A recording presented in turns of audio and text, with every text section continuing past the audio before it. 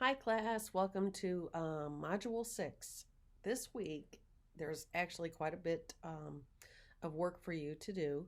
Um, and it's all about texture. Not as much about, you don't have to read a chapter for this, but we will talk about it in terms of it being another really important design element and how it's used um, in design to balance out compositions, add a little bit of value to items. Sometimes it'll just give it a little movement or noise.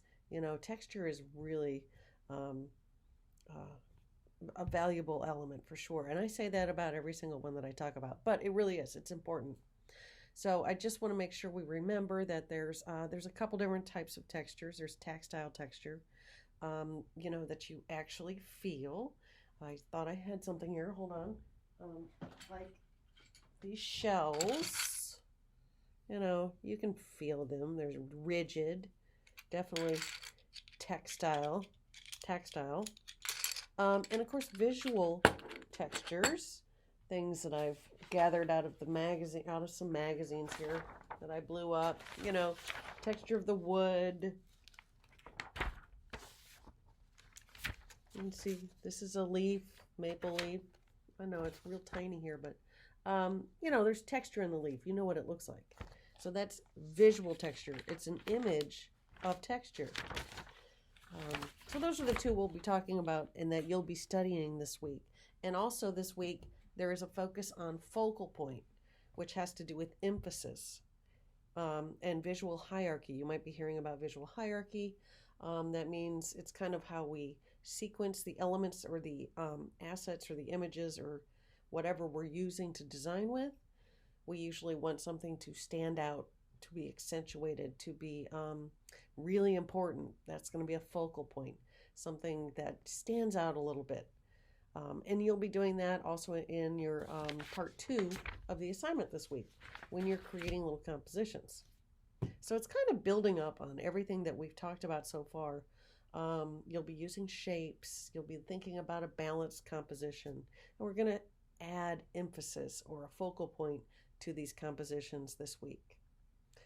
So I'll just get started here and let me see if I can get this moving. There we go. And it's not. There we go. All right, texture. It's like the quality of a surface, whether it's something you can touch, like I said, tactile, or visual. So the tactile ones are real. They're like physically real. You can actually touch them with your fingers. And visuals are, of course, illusionary, and we use those as designers all the time. Like I said, to create all kinds of depth or tension, or sometimes it might be to create emphasis. There are many reasons to use texture. And I pulled out this banner designed by a friend of mine, Miss De Jesus, because it just has a lot of visual interest in it, and it's due to the texture that she chose to take a photograph of and then add graffiti writing to it. It just adds a lot of depth to anything. It gives it a lot of movement and just a little bit more value. Oops, there we go. So some of you might be in Illustrator now, maybe not InDesign yet. This is the opening welcome graphic to Adobe InDesign, probably one of my favorite programs. I love InDesign.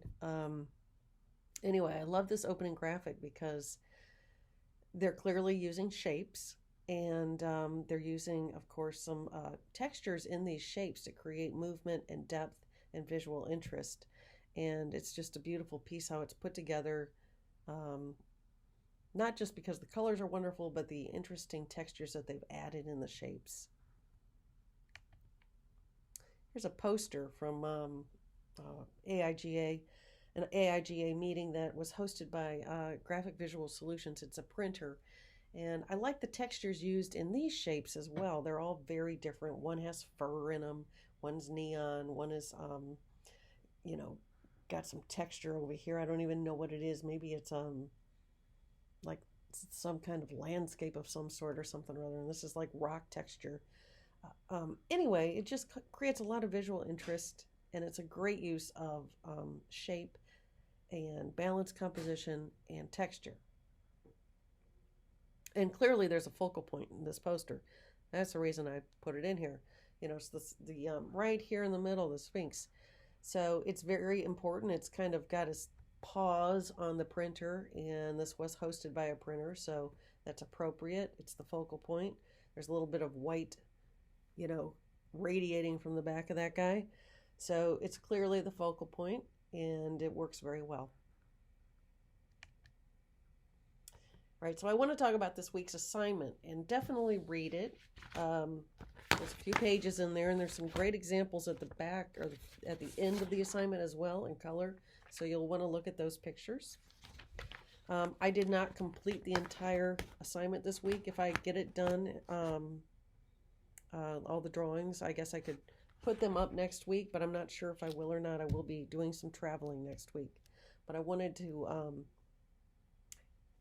I'm filming this a little bit early. That's why I said next week. You're going to watch this Monday, so I'm just saying that because I'm going to be gone next Monday. Anyway, so you'll be working with both the textile or the tactile and visual. I think I misspelled that. So I want you to read the assignment. There's a lot of work that you'll be doing. There's a good description about it. You're going to be exploring 2 types of textures. You're going to be making studies with them using your microns. And some things I noted when I was starting this, because I wanted to kind of go through the steps. You might want to make some copies, color copies, or even black and white copies, because we're working in black and white, just so that you can have extra pieces when you get to part 2 of this project, because you'll be making 6 compositions, 4 by 6 inches, and you'll need various pieces of your texture to use in all 6 of those, compositions. So here you can see I've made extra copies is what I'm doing. I got this out of the My State magazine, and I like the fur on the bear, and I like the wood texture, and I like the leaf a lot, so I made some copies because I knew, and some wood over here and some bark. I knew I would be using them. Here's some balled up string. I knew I would want to use them more than once in part 2. So I wanted to make sure I had plenty of copies. So it also talks about some of the required materials you'll be using, and you'll need a viewfinder again. So I just, you could also just cut holes in the assignment 5's thumbnails. Those are 2 by 2. So if you don't want to remeasure out a viewfinder, or you can even use last week's if you want to use it, you can. I cut holes and just taped my image behind it because I didn't want to cut my ball of string image up. Sorry, that just moved it. I didn't want to cut that because I might use that piece when I'm creating some of my compositions for part 2. So I just taped it to the back of my cutout framed holes here. Disregard this. You only have to do 3. So these are the 3 visual textures. You can see it's just been torn out of a magazine. It's like a metal background to like a garage door or something. And this is actually the bear fur in here. And this is the twine. And then I cut up a wool sock. That would be 1, and I had to glue it down. Here's a shell, and this is a leaf. So those are my actual, physical textile ones. Tactile ones. I keep calling it textile. Tactile ones that I would also be drawing. So you'll be drawing 6 studies, these in a 2 by 2 square, and this would be your reference.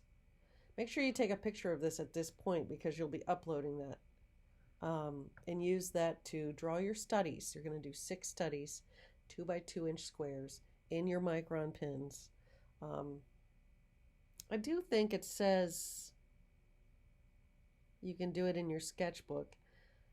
From my experience, microns just dry out quickly, and sketch paper is very porous, and it just sucks the life out of your microns.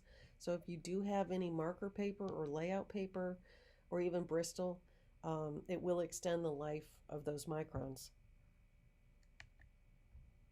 All right, so this is what you would be drawing, your study.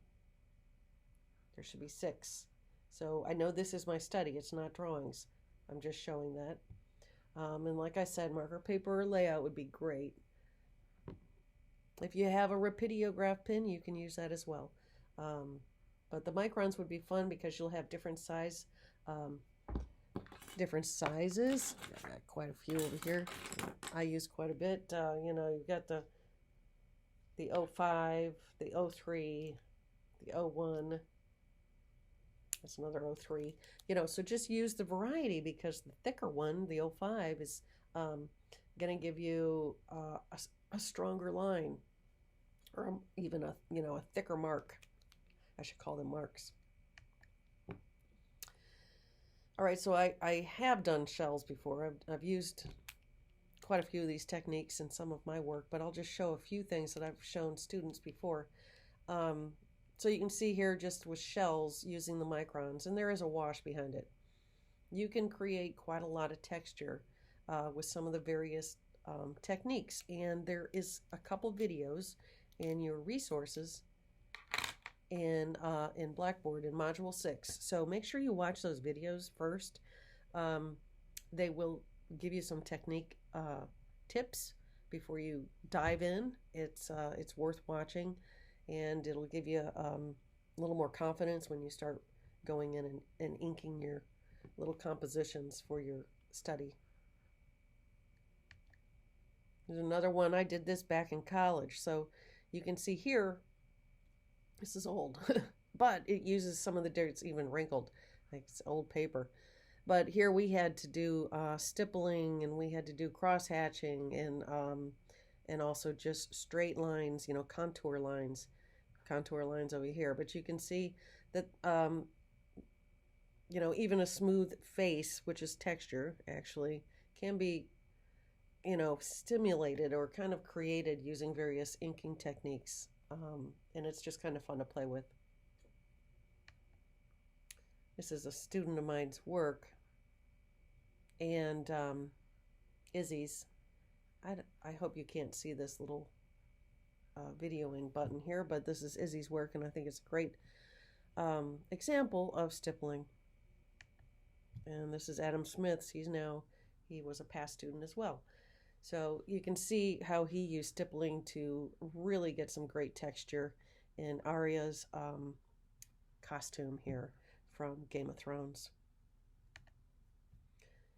So when you move on to part 2, so you're already done doing your 6 studies, the 6 little 2x2 studies. Then you're going to move on to designing. You're going to actually make more of a composition. They're 4x6. So now you're moving on to a rectangle. You're going to be creating compositions using your textures and cutting them out of shapes or kind of gluing them down. There's good examples in your assignment. Make sure you look at that. The back, this way, and it's in color. So look on the PDF. It has some great examples.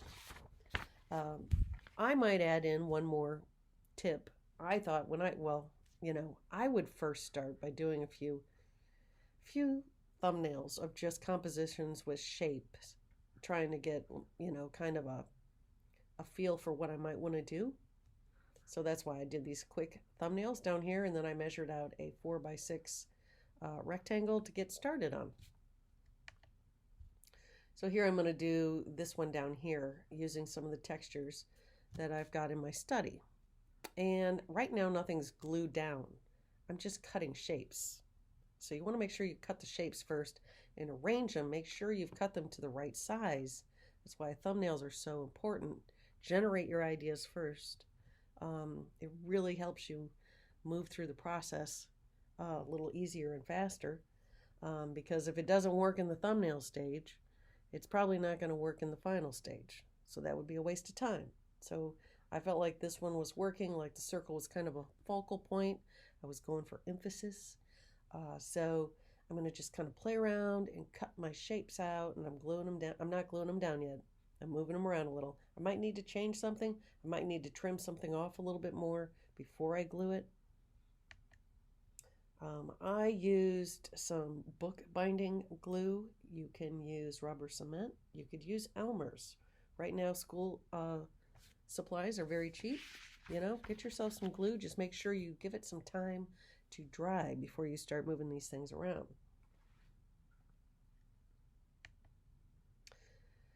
So here it is. You can still see my glue's a little bit wet, but I glued it all down. I've got a leaf there, so I'm just following this thumbnail right here. And this would be one, you know, and then I would have to do this part 2, texture design. Make sure you're reading the directions. I'm rereading them myself right now, because you're going to make 6 of these, 6 of them, and then you'll choose which one you want to draw. One final 4x6 inked drawing. So it is important that each one of your compositions work, you know, and then pick the best one. Oops, I'll go back. So you can see here I glued it down. I'm going to hold it up. So you can see, oops, I got it upside down. Even the shell is on there, but I let it dry, right?